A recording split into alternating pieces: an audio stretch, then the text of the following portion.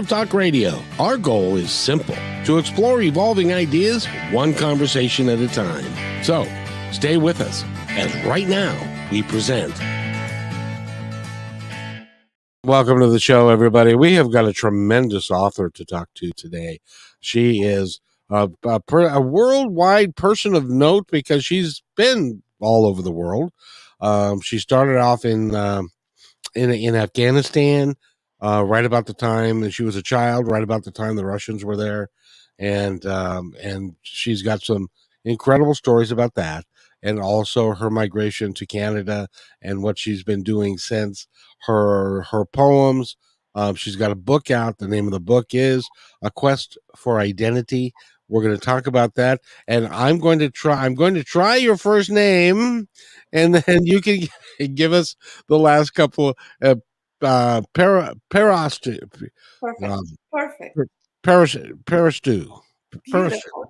Beautiful. Okay. And your middle name is and your last name, please. Ahang Mehdawi. I know it's very long, but it's Ahang Mehdawi. You can go either with Ahang or you can go with Mehdawi. I'm going to go with Para. That's what I'm going to go with. Beautiful. Beautiful. And welcome to the show. How are you today? Thank you, Kevin. Thank you for inviting me for your show. I'm very excited and thrilled to be here and talk to you about my book. You know, and just so everybody knows, it is a little bit dark in her world because she can have migraine headaches, and I don't want her to have. So we're going to keep it kind of casual and kind of cool. Speaking of being casual and cool, I would like to introduce a really good friend of mine who is very bright and does remarkable work for me, but she also has wanted to talk to you about the things that you are passionate about as well. And they're going to bring her on right now. Her name is Holly Berry. And Holly, welcome to the show. How are you, my friend? I am good. How are you doing? Doing just awesome, thank you. I went to the dentist yesterday, and but I'm surviving, so that's good. I am amazed you're already being able to talk after all that. Good job. Well, good job. Yes, indeed. Well, and before you got here, Parastu is her first name. I can't begin to pronounce her last name, but she's going to say it again. Parastu Ahang Mehdawi. It's fine with me. You can call me Para. You don't have to go with my last name. I'm perfectly fine with that. That is very kind of you. Thank you. I know it's complicated. It's a very long last name. I won't blame you, but it's fine. Just go with Para. I'm fine. That'll guarantee that Kevin will probably say it right 90% of the time. You are correct, my dear. You are correct. And the way we started out, Holly, was we were talking a little bit about her background, that she grew up in Afghanistan and migrated to Canada and stuff. But she was in Afghanistan when, prior to, for those of you who need a history lesson, let me give you a little quick one here. Prior to the United States being in Afghanistan, the Russians were in Afghanistan for almost a dozen years, I think, and they eventually got thrown out and by the Taliban, and then the Taliban took control, and then of course 9/11 happened, and then we were so Afghanistan, and it's a tribal country, so they have several different tribes that are competing and fighting for goods and services and people and stuff, and it's a very difficult place to live, and they've been at war. Pero, we talked about this last time, that Afghanistan as a country has been at war with itself for how many years? More than 4 decades. Like 40 years, more than 40 years. And you grew up in all of that. Yes. Yeah. What was it like growing up as a young girl in Afghanistan with the strict Muslim laws that they have? Before I start telling you about my history and my background, I'm going to start with a quote from Henry David Thoreau. He is an American philosopher and poet, essayist, and naturalist.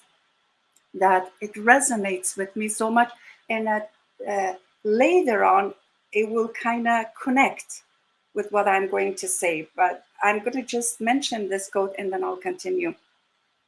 He says, "The greatest compliment that was ever paid me was when one asked me what I taught and attended to my answer."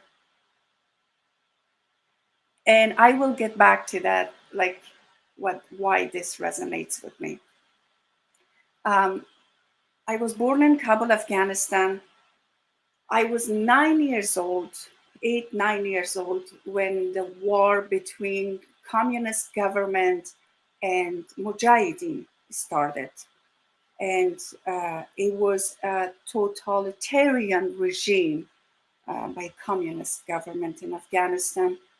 I remember I was a kid and my father, we were going to school, my brothers and I. My father gathered us and said that just remember, when you go to school, never mention your race, because we are from a Tajik descendants and we speak Farsi Dari. He said never mention that because of that regime. And then never mention anything bad about the government. It was that bad. Everything, we had to just put a blindfold and pretend everything is okay. Everything is nice. It's the best government. They do everything best for the people. We grew up in that kind of environment. And beside that, it was war. On top of that, it was like a male-dominated country, and the cultural difficulties and everything. We grow up in that type of environment. I finished high school, and because of war, the war dominated the rural area of Kabul, and then it was getting closer to the capital city, and people were panicking, and they were trying to escape and go wherever, to the neighboring countries, anywhere, just to survive. The people who could, they could fly. The people who couldn't, they had to live there in the mercy of God's hand. Anyway, and for women, it was really hard to live in that kind of situation. I finished grade 12 and I got engaged. That was kind of a way for me for my parents to send me abroad, to make me leave that kind of situation. And then my fiance was living in Germany, and I got engaged with him to leave that kind of bad situation behind, leave my parents and everyone to survive. Did you know him ahead of time? He was like a family friend. Yes, he was a very good guy, educated, and everybody said yes. I went along with everyone. I wasn't thinking, I didn't know, to be honest, these individuality, you matter, or as a woman, these things doesn't count in Afghanistan. It doesn't mean anything. It's just your parents, your elders, they decide something. Even though my father is a very bright-minded person, he fought for democracy for Afghanistan, for the country, but still, you're still living in that kind of culture. It's hard to just to. People do, but I wasn't. I didn't have that courage to say no. I can't. But and I went to Germany, and then in Germany, when I arrived in Germany to meet my future husband, I could not fathom anything happened. For first couple months, I was like so confused, and I did not know like what is going on. And finally, I said, I can't do that. I'm very confused. I can see myself as a wife right now. And my dream was back home because I was at university. My dream was like I wanted to go to university and finish university, have a higher education. I was a person like loved reading and writing. Like, you know, I built this dream in my mind, but I could never voice it. I could never voice it like that's the dream I wanted to live. It was war, it was the culture, it was so many things. Yes, that's the story of my life. Like, and I was, yeah, I was 18 when I arrived in Germany. Well, first of all, I'm glad that you survived Thank you. that, and it was pretty horrific. You know, Holly, we've lived in the United States our whole life. I don't think that we have a real conception of what, especially a woman, what they went through and are still going through in Vietnam They're or in still going through. Afghanistan. Yeah, yeah, Yeah, Para's insight and first person experience definitely has a lot to offer. yeah, yeah. Which led us to the book, which is called A Quest for Identity. We're going to mention that quite a little bit because it's an important piece that you have written, and it's it needs to get out there. It's been out since June, and so we are going to talk a little bit about that and your writing style and what you do. Holly, do you have any thoughts or any questions to begin with? I'd love to know at some point, wherever it fits in the best, how she made it from Germany to Ontario at some point and when.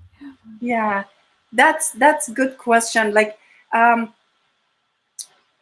I was like in Germany, after like I broke up my engagement, like even in the book, at the book it says like, oh, I look at the mirror, I touch my collarbone and say like, I'm free. And I thought like, you know what, I can go. In a Western world. There is no war, there is no restriction. I can go to university, and I can any dreams that I had, I can fulfill it here.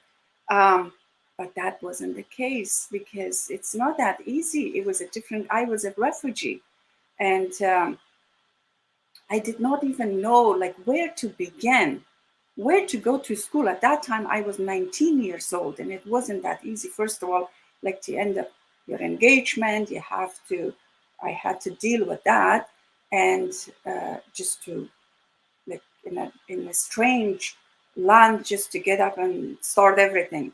And I didn't know where and how.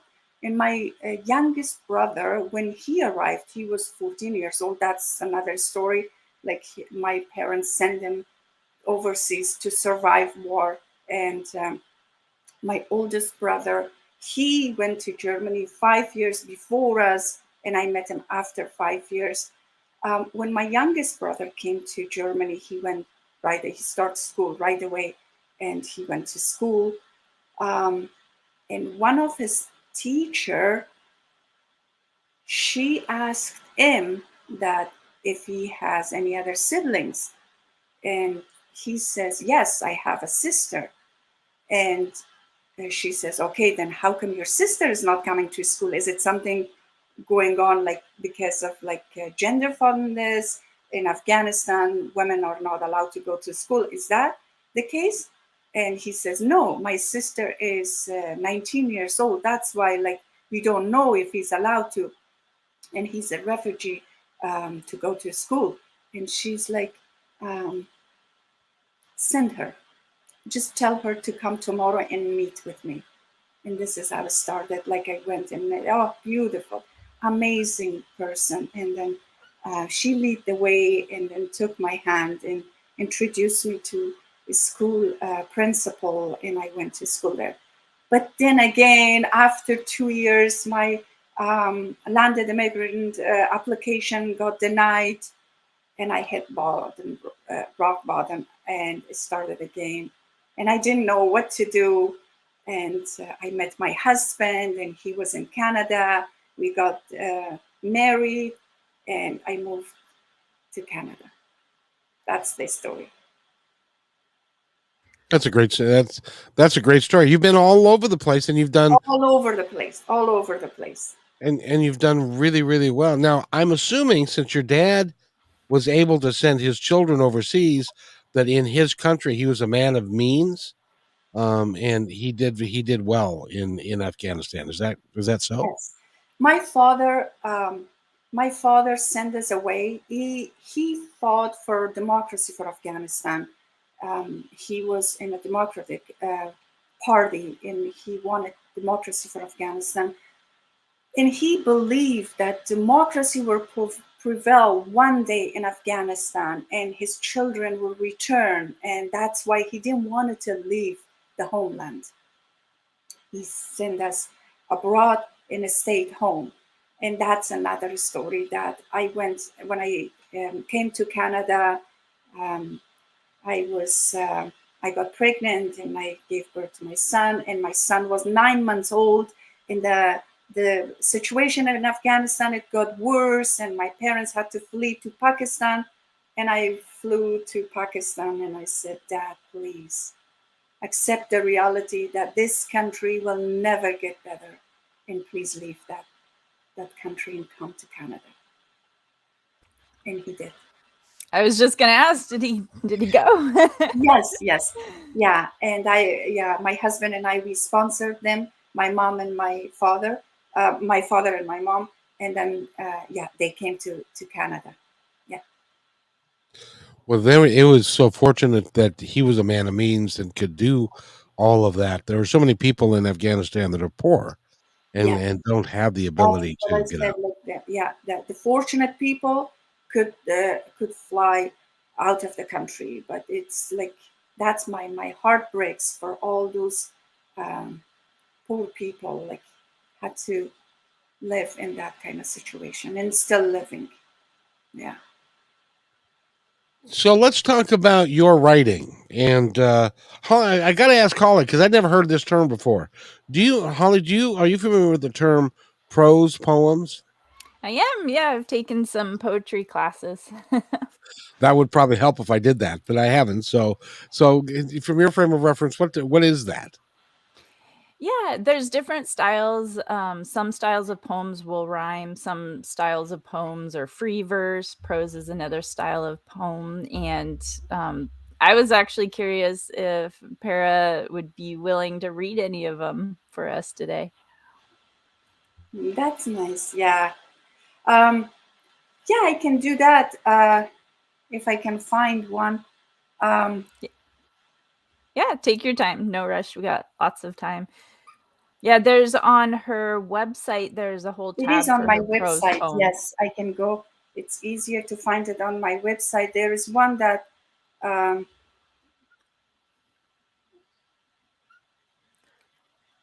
there's also a tab for her book, and there's a tab for articles and a blog on top of it too.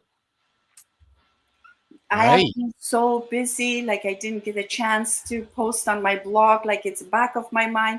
I have written like a couple prose and articles. It's just like so busy. Life is like, it's really busy. Kevin knows all about that. What about being busy? Yeah. Nope. You know, I didn't tell you, Holly, because I haven't talked to you today. But yesterday I was on a podcast later on in the day, and she read my bio. And if you read my bio, it sounds like I can't keep a job. We might have to work on that then. I've done so many things, but it just like Para, that you keep going and you keep on going and you keep on going, and things just kind of develop. And she was a poet, and then that developed into the book, and she's going to school to learn how to write even better and more consistently and different things. And so she's very busy following her passion. And yes. Yeah. did you I'm ready. I'm ready. This is a prose poem that I wrote. It also explains my name, which is a good thing that you would know what this name means. It's a combination of so many things. Like I'm going to read it. I'm not going to explain, like you will. Parastu, present. Parastu, Parastu, Parastu. It's first grade, and the echo of my name resonates across the room. I'm curious to know what my name means, asked my father. Father, can you please define Parastu? My father collects himself and earnestly states, Parastu is a bird that conveys the longing of spring. In a distant time, when the cold weather is replaced by warmth, Parastus start appearing on the horizon to fly back home. Once they locate Parastus, men start celebrating the beginning of spring in blossom. It has been years since Parastu left home, for the ferocious winter and still flies from region to region to call it home and return with the spring. I think to myself, where is Parastu's home? Like Frog, I plant my wings in the garden of life to blossom one love, then I call it home and return with the spring. That's That beautiful. yeah, that was wonderful. Thank you. It's just the big parastu.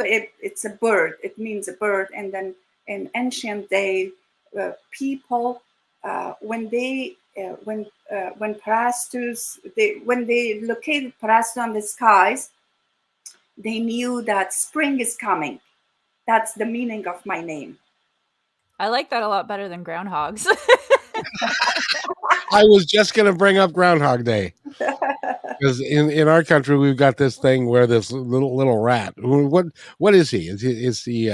It's definitely in the rat mole type family. And if he comes out and sees his shadow, there's going to be 6 more weeks of winter. Yes, I heard that. 6 more weeks. And I'm like, oh, 6 more weeks. And if he doesn't see his shadow, it means that spring is coming. Yeah. So Yeah. I don't know, but that's a beautiful name. Thank you. That's Thank a you really so good much. example as well, Kevin, for prose poetry. So Yes. you see Yeah, how that's different what it is from like Cat in the Hat. Yeah. It doesn't. Yeah. Yeah. Green It eggs and doesn't ham, you rush. mean? Yeah. Yeah. Yeah. No, that's really good. And I love the way that I love your writing style, Thank you. because even in the book, Quest for Identity, you have a little snippet here, and it says, "My eyes watered with remorse. No one had ever asked me about myself before, Yeah. who I am as a person, as a woman. What did it mean? My Yeah. happiness, my dreams, my longing. I suddenly felt a jolt of power in my hands. For once in my life, I had the freedom to do whatever my heart desired." I Yes. love that. Thank you so much. Now we go back to the quote that I read at the beginning. That is like, when David Henry True says it's so important when someone's asked you, what are your thoughts? What do you think? It's so important, and someone's listens to you, because we as a human being, we all have thoughts and feelings. We just need to voice it, and then for people to listen to us. That's why, like, when my son asked me that question, that, Mom, what your heart desires, it's just like it felt like once in my life someone paid attention to my desire as a woman, as a human being that I matter. And that's not only the case for me, it's the case for all women in Afghanistan and so many other women around the world that who lives under, oppression. Well, even and Holly would know better than I, but even women in our culture, it's not as extreme, but there's still an underlying thing of non-equality Of course, between the sexes. of course. And I'm hopeful that in my lifetime that will all change, and that pay becomes equitable, and all everything that we do as people, not men versus women or that sort of thing. Exactly. Yeah. That's the another message of my book. It's just we should start building bridges instead of like building walls. Like we should stop segregating people from gender, religion, like color. You know, we're all human beings, and that's why I call myself citizen of the world. Like Earth is my home, and I'm citizen of this world. Like they're all my people, and there's so many amazing people around the world. Like they're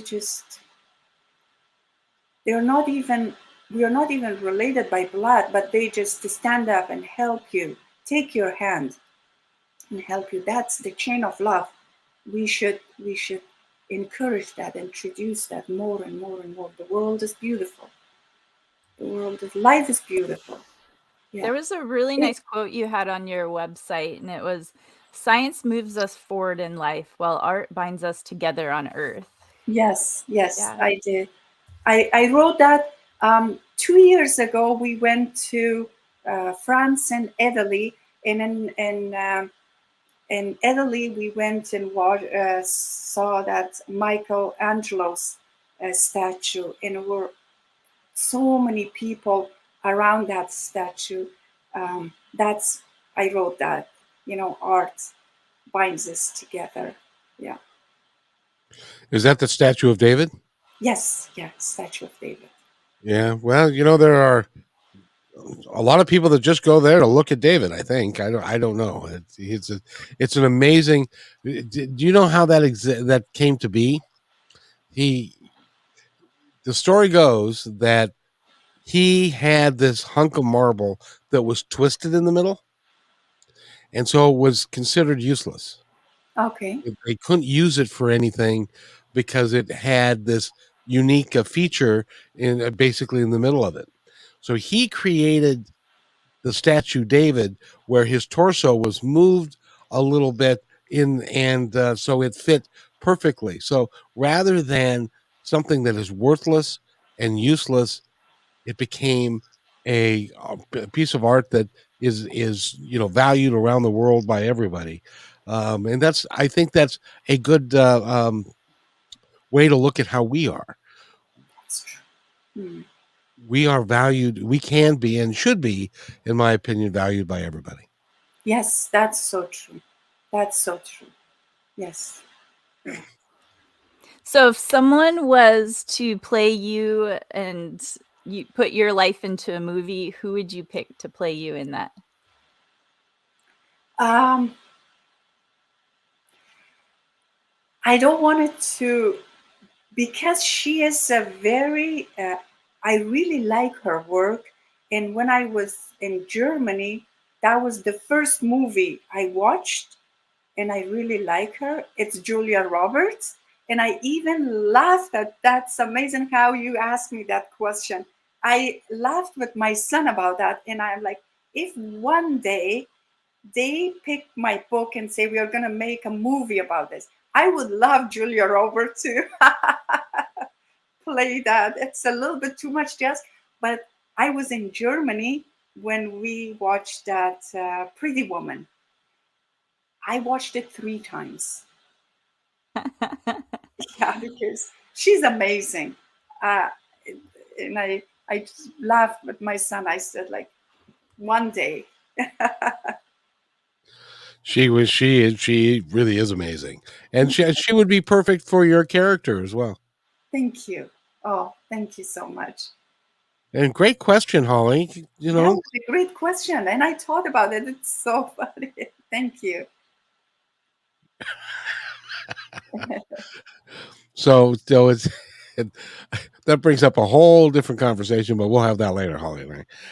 Because but we value what you're doing and who you are, because you are really with your book and with your experiences, you can help some of us understand. And let me ask a question now. When we start talking about blood, blood relatives or a tribe, and why is it that some cultures value the blood that runs through your veins, calling it like if you're the Pashtun or you're one of the other tribes there. Why does that separate people so much? Is it just because of their philosophy and it's been that way forever, or is there something? Some describe it. Do you understand what I'm trying to Yes, yeah. ask? I would just say lack of education, lack of knowledge, you know, um, because if you have knowledge, if you understand everything, all these things become so like uh, without value, you know, like uh, I would say lack of education, because if you don't have education, that's why like you cling to those things, like you know, you're uh, um, your blood, like you know, you're, oh, I'm Pashtun, you're Tajik, or you're this and you're that. Um, like call people by race, call people by name. I would call it lack of education. That's all I can put my finger on. Other than that, I don't know. Well, from our cultural standpoint, the United States is a melting pot, as is Canada. We were one of the last places that were settled, and so we've got all kinds of people here of different races, of different nationalities, where they came from, and so forth. Back there, you have got tribes that they look from the outside, they look identical to us as far as people goes, but they still have got wars between tribes Yes, and that's and unfortunate. That's why like there's so much war around, like in my country. It's all because of these things. It's the tribal war. Like I'm this, you're that. Like it's just instead of like bringing people together, you're separating people by language, by gender, by um, race, all these kind of things. It's very unfortunate. It's very unfortunate. it's for someone like me, it's difficult to understand why. Yeah, yeah. It's lack of education because um, that's all I can put my finger on it. Yeah.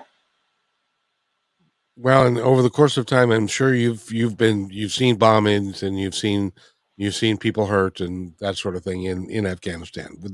Am I correct in that? Oh yeah. Oh yeah. I have seen all of those. Um, that's why, like, there is a story in my book that one day, especially like you know, as a teenager, like uh, all the things that the teenagers are doing here, it's so easy for them, like, okay, like to walk with their friends to the swimming pool, to go to the theaters, to go like meet friends somewhere. Those kind of things, little things that it means nothing to a teenager here, it meant so much for me back then.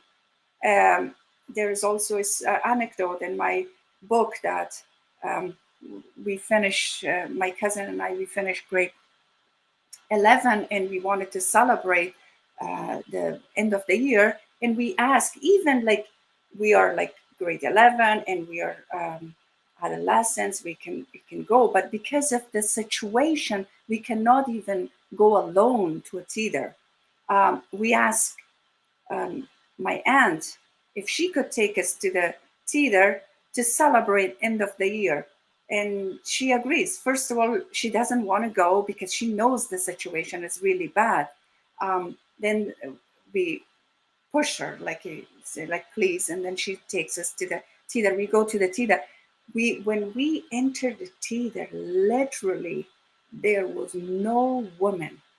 It was all male, no women at all. And my aunt panicked and pulled our hands and said, let's go home. It was that bad. It's just like, I cannot even describe it how bad it was. Like when I told my kids these stories, they could not believe, you know, how easy it is here. Like, you know, it's Friday night and friends, they just like, oh, let's go out to do this and to do that. For us, it was just I was always with my books, and my paper and pen and write poems. Like, you know, like for the past 2 years, how we have spent our days during pandemic inside our rooms. That's how our lives was back then. Well, I for one am glad that you're done with that, and Yeah. you're out of there now, because there are lots of people there. As an example, Holly, you know, it's Friday night. You and your significant other want to go dancing. You can't do that there. I wish he would dance. I had to trick him into it one time. I just like gave him a hug, and then the hug started rocking back and forth. And about 90 seconds into it, he's like, "Wait a minute. What's going on?" It's like, you tricked me into dancing. That is so funny. You devious one, you. I had to try. But you had to wear what do they call it? The habib? Hijab, burqa. Yeah, the burqa that you had to wear from head to toe. No, like that is started, of course, in rural areas. Like women, they had to wear it. Even now they have to. But at that time, we weren't. It was just normal clothes, like here, European. Yeah. oh, good. I'd love some more insight about the process when you're writing. What kind of things you like to do, or if you like to have the environment set up a certain way, what kind of things help inspire the writing? Now, like I love nature. Nature like inspires me so much to write. Especially like now, like when in the morning when I wake up and I hear birds chirping, it just inspire. I always say like it just wakes up the poet inside me. It's like nature always inspires me to write. Like especially when I walk by the lake, looking at the water, like the waves, all these little things by the nature, it inspires me to write. And then the other things inspires me, like when I see like a chaos going on around the world, it's just I get like so saddened. I pick up the pen and I write. Yeah, these things like both inspires me to write. Yeah. What are some of the more challenging pieces of bringing the writing to life? So a lot of times people will have a certain feeling, but then to try to put words to it is a whole nother matter. I'm sorry. Can you? I didn't. What's the question? Sure. Yeah. What are some of the most challenging parts of trying to bring the writing to life, to put life into it? The challenging.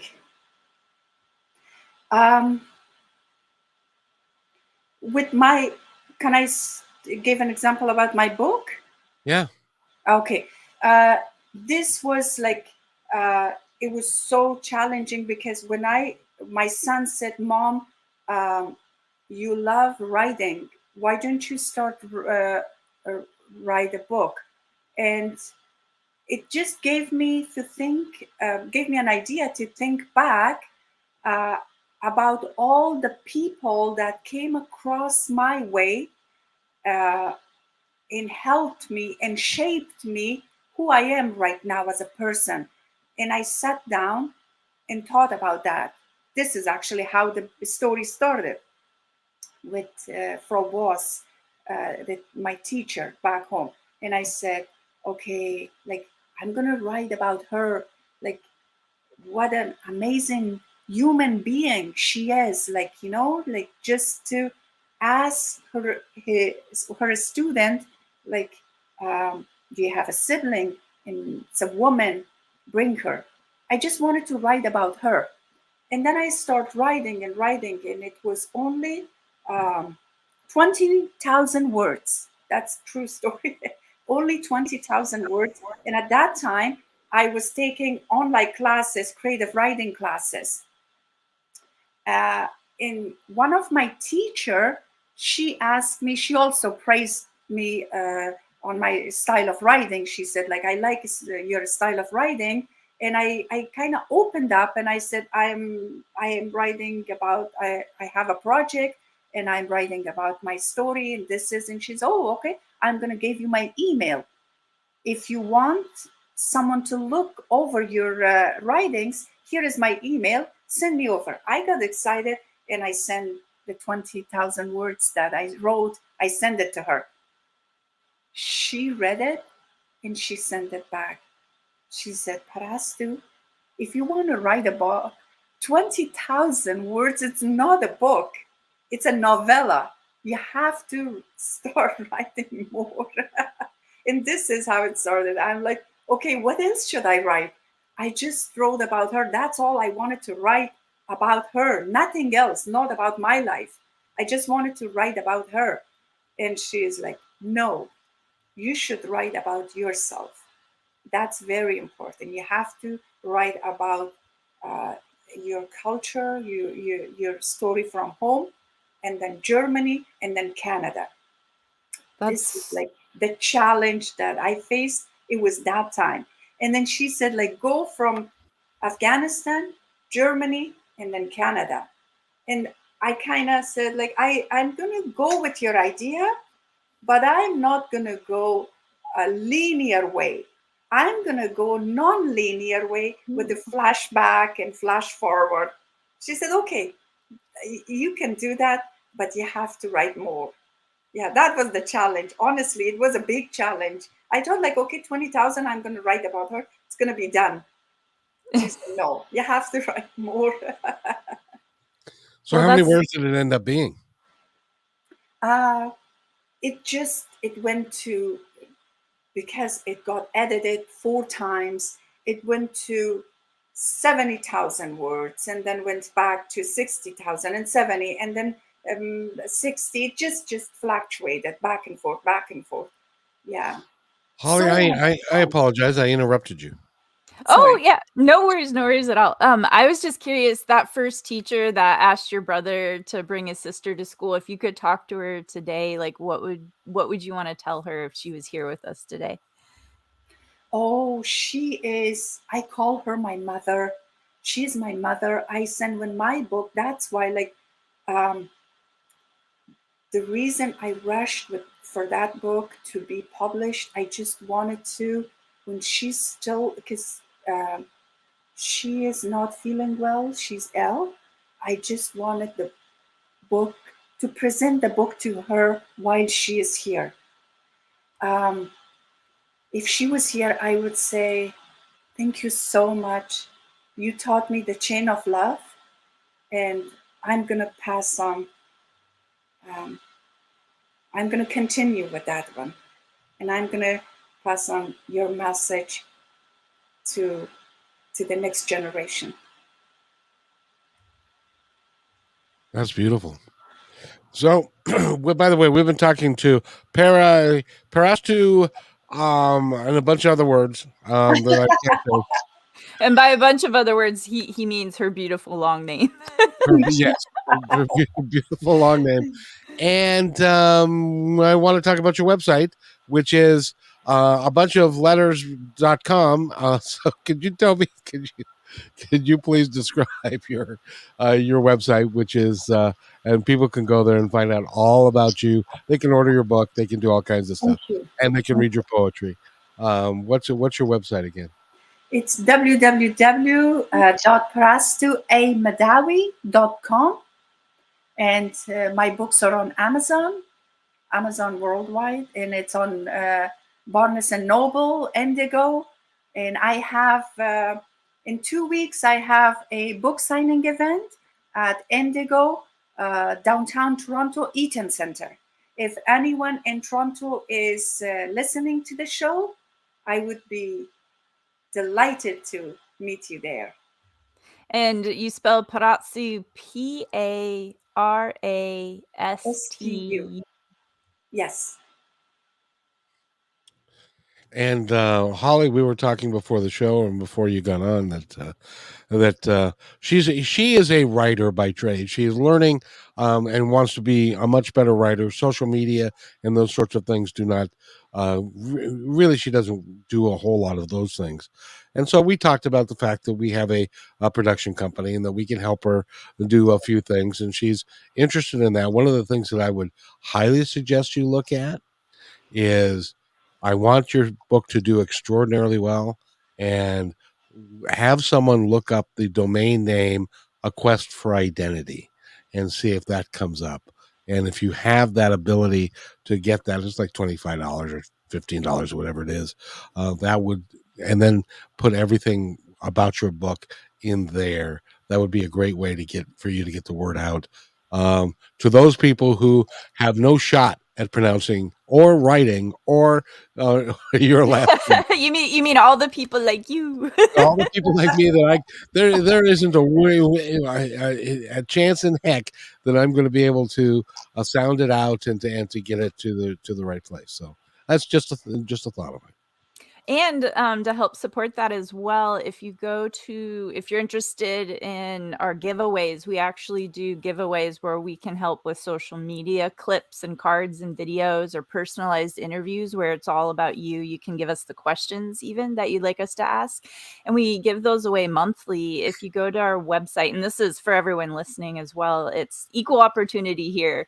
It's positivetalkradio.net, and on every page you'll see a connect form. And so if you subscribe to that, that's where we give away those monthly free social media editing, like video, audio, digital. I think we've even done logos for people before too. So we're more than happy to help people in that way. Yep, we've got a somebody that we're doing a 30-minute interview for them to take the MP3 or the MP4 file, if it's video or audio, and they can take it and use it for anything they want to on their website or in YouTube or any of their accounts and that kind of stuff. It really is something that not a lot of people are able to do. We are, and so we want to put that out there for folks. So I would love to talk to you more about that and see if we can't, kind of not spend a whole ton of money for you, but nudge you in the right direction, because I love your book. I love the premise of who you are. Thank you so much, Kevin. Thank you, Holly. It was a pleasure talking to you. It means so much. Thank you for your support. Your support means a lot. That's what I'm saying. Like, I'm citizen of the world. This is our home, and we are all related. Oh, that gave me tingles. I'm giving you a really big hug through StreamYard right now. Yes. And normally what I like to do at the end is to say, Parastu, you can say anything you want. If you take a couple of moments, but you know what? You just did. You said everything that needs to be said, and I really appreciate you being here. Holly, would you have anything to add before we go? Be kind to each other, because each other is all we've got. That's my line. I just love hearing when you close with that line. I love it. So again, thank you very much. Go get her book. Go to Barnes & Noble and go ahead and give us your full name one more time and see if somebody has a shot. Parastu Ahang Mehdawi. And you'll be able to go to YouTube and Facebook and her name is right there, and you can go to her website based on that. So go to Positive Talk Radio, the YouTube channel, and the interview is going to be right there. So and it's going to be up forever. So thank you. Thank you for being here. We really appreciate it. Thank you, Holly. Anything else, Holly? I think all the important things. I think we check-marked all those boxes, so we're good. Perfect. If everybody will wait right there, I got to do this, and we'll be right back. Hey, thanks for enjoying this episode all the way to the end. Please give us a like and subscribe to this channel. This has been a production of PositiveTalkRadio.net. Please visit our website, oddly named PositiveTalkRadio.net, for more details about us and our mission, which is to provide great positive programming designed to inspire us all. I'm Kevin McDonald, and I'm proud of these shows, and I truly hope that you'll like them and share them with friends and family.